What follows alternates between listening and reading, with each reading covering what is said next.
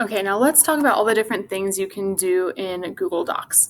So the first thing I want to do obviously is title this. Now, if you don't title it automatically, the first line that you put into your doc will become your title. And usually when you are doing an assignment for a teacher, the first line is your name. So that will automatically go up into that title. But then this is when you end up with all of your different assignments being titled the exact same thing. You have no clue what anything is. So let's just say this is an intro paragraph by me. So there's a few things that you can do within Docs that can make your file a little bit more interesting, or you're able to do a few more things. If your teacher doesn't give you any formatting specifics, don't go too crazy on it, but I will show you a few things that you can do. So if you need to, you can always zoom it in as big as you need. I like to go to fit because then it's as big as my screen, so I can always see everything that's going on. You can change your font. Please, if you're turning this in as a regular writing assignment, leave it as either Arial or Times New Roman. Everything else is more for decoration and kind of making things fun, but this is not a fun font to read in paragraph form. So we're not going to do that. I'm going to change it back to Arial. It'll default to font size 11, which is usually fine for most of your assignments. You have your bold, your italic, your underline, your text color, also your highlight color. So if maybe you are taking information from another site, or if you are given a paragraph and your teacher wants you to go ahead and highlight, let me actually go ahead and grab something real fast. I'll be right back.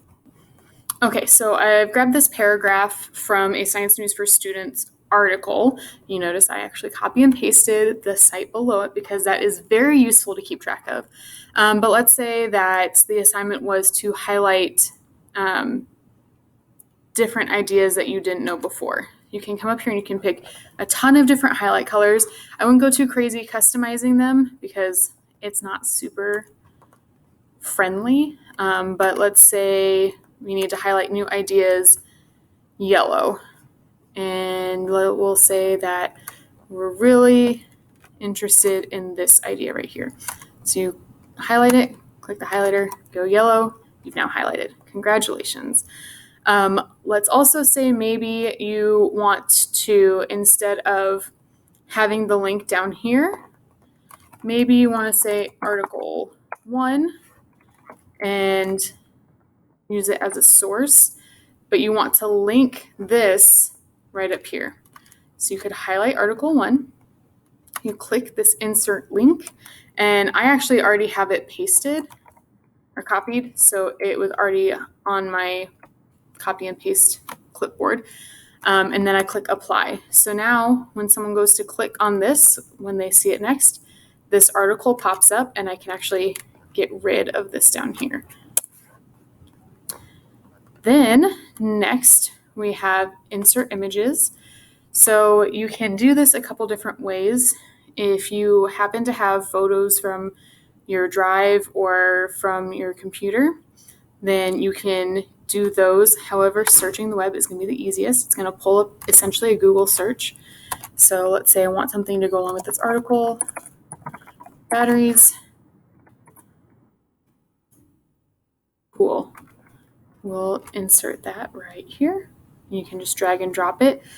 But what things you need to know about these guys is if you format it, they're always going to default to being as top left as possible.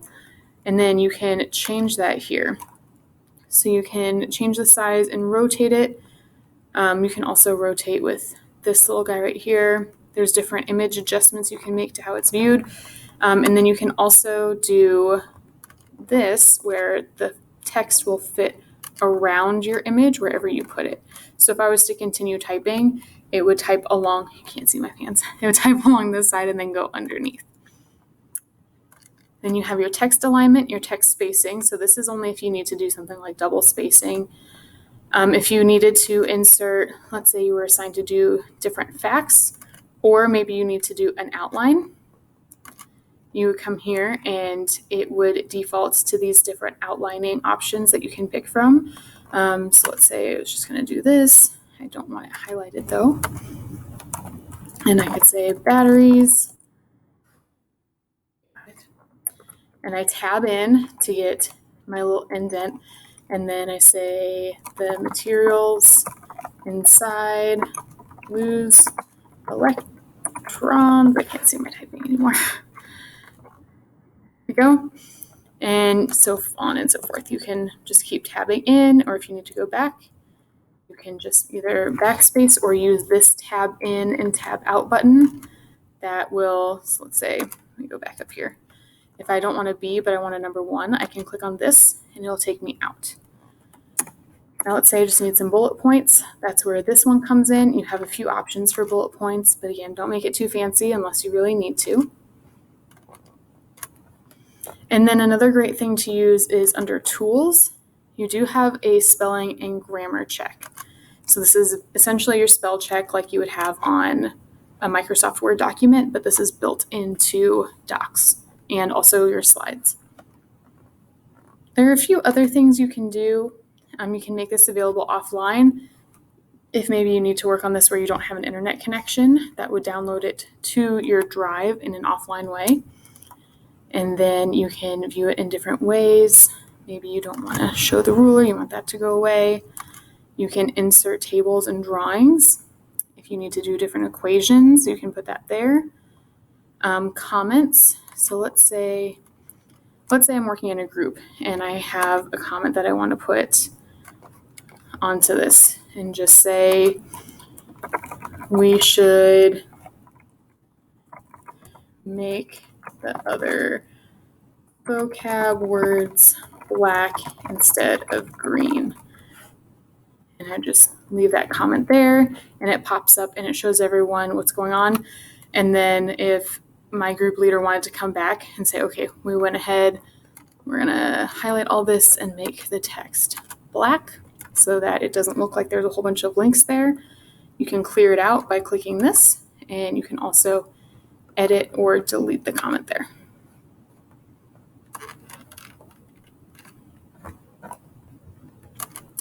Now you can do a few different formatting things here, but you will probably not need to do too many of those. Other tools that you have, there's a dictionary built in, and then you can also check your word count. So maybe you need to write 500 words while I'm only at 66. So that's not too great. I'll have to keep going on that. And then if you need to access this frequently, like maybe this is an ongoing journal or log that you have to do, you can start it, and in your drive it's going to show up as important. All right, so there is that. Let's move on to slides.